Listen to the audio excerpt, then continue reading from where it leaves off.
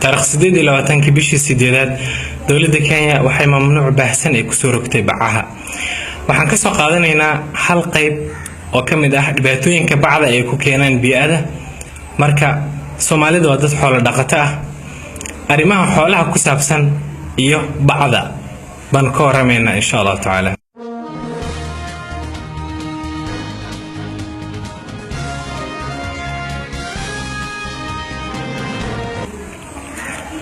halkani waa la socod channel, waxaan idin soo gudbinaynaa wax kasta muhiim ah walaalayaal. la socod wanaagsan. Soomaalida hilibka way jeceshahay, laakiin se weliga ma isweydiisay xoolaha iyo bacda maxaa kala haysta. bal eeg, waxaa la ogaaday in xoolo badan ay ka buuxda calooshooda baco. kawaanka loo yaqaano Nyongara Slaughterhouse ee ku yaala xaafadda Dagoretti ee magaalada Nairobi ayaa la sheegay haddii lagu qalo 100 neef oo lo ah 15 ilaa 20 kamid ah xoolahaasi waxaa laga helaa calooshooda bacad iyo aad u far badan ayaa laga soo qufaa. xilli aan sii fogeyn, koox culimada dhakhaatiirta xoolaha oo ka socotay hay'adda qaramada midoobay qaybta cilmi baarista ay ku sameeyeen saameynta ay bacda ku leedahay xoolaha nool ayay ku ogaadeen in neefaf badan oo lo ah laga helay calooshooda 20 nooc oo bac oo kala duwan. waxaa lagu sheegay cilmi baaristaasi in xoolaha ku nool caasimadaha iyo agagaarkooda inay u badan tahay xoolaha liqabacda. xoolaha baadiyaha shisha ku noolna waxaa la sheegay xilliyada abaarta inay baca badan ay liqaan. waxaa suurtagal ah inaad isweydiiso, marba hadday neefka caloosha u fadhiisanayso maxay iga galay, waayo caloosha aniga badan ama cuni. dad cuno way jiraan, laakiin badanaa lama cuno. waxaad ogaataa inay kuu saameyni karto bacda uu neefka cunay si dadban, waayo neefka waxa loo keenay waa macaluul suuqa. walahi waxay leeyihiin 4 calool.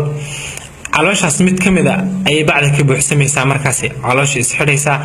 xoolaha markasta wuxuu isku maleynayaa inuu dhargan yahay, laakiinse dhab ahaantii ma dhargano. si fiican lama ogaanin sida dhabta ah ay kuu saameyn karto hilibka aad cuntay ee neefka bacunka ah, laakiinse waxaa la aaminsan yahay in kolba sida bacda uu neefka cunay ay suntiisa u badan tahay inay adigana ku saameynayso. marka waxaan ugu yeedhayaa ummadda Soomaaliyeed meel kasta joogtaba inay ka fikiraan mustaqbalka xoolaha ay haystaan, iyo inay bal waxaa jira dawladda Soomaaliya kulli waa dawlad laciif ah, laakiin wacyigelin waa la sameyn karaa. geyiga Soomaalida waxaa kamid ah dawladda deegaanka Soomaalida Ethiopia, wadanka Djibouti, wadanka Kenya horta ma wajirayso insha Allah taala, sababtoo hadda xataa waa laga laayahay baadi meel kasta dad kale isbaac ma helaysid. qofkii haystana waa la xidhayaa, waliba ganaax adag ayaa lagu soo rogay oo 4 milyan oo lacag Kenya ah, mise 2 sano oo xarig ah. marka waxaas arinta loo sameynayo waa danta dadka iyo bi'ada ilaalinteeda. marka waxaan ugu baaqayaa qof kasta mas'uul ah inuu isku dayo ummadda in wacyigelin loo sameeyo marka koobaad, marka ugu dambeysna in balgeyiga Soomaalida oo dhan laga mamnuuco bacda. waa sun aanan baabi'in.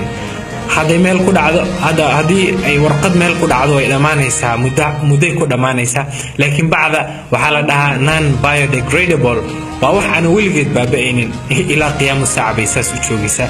marka dhibaatooyin ayay dadka ku haysaa. wassalaamu calaykum waraxmatullaahi wabarakaatu.